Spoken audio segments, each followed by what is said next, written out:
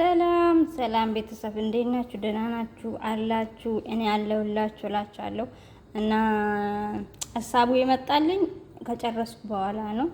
የሆነ እንደ ሳንዱሽ ነገር ልሰራ ነው እና ረመዳን እየደረሰ አይደለም።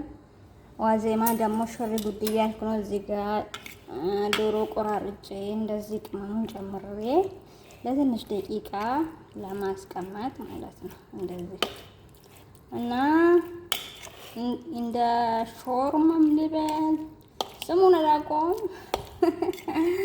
እንዲሁ በቃ እስኪ ልሞክረው ብዬ ሀሳብ መጥቶልኝ ደግሞ ለእናንተ ደግሞ ቪዲዮ ልሰራ ብዬ ሳስበው ደግሞ ቪዲዮ መስራት ጀመርኩላችኋለሁ። እና ውዶቼ፣ ማሮቼ፣ ፍቅሮቼ እስኪ እንደ ሳንዱሽም አይባልም እንደ ሰላጣም አይባልም ብቻ ስሙን አላውቀውም። ግን እስኪ ያኔ ለአሁኑ ግን ይሄን ይመስላል። ገና አሁን እያቀማመምኩ ነው።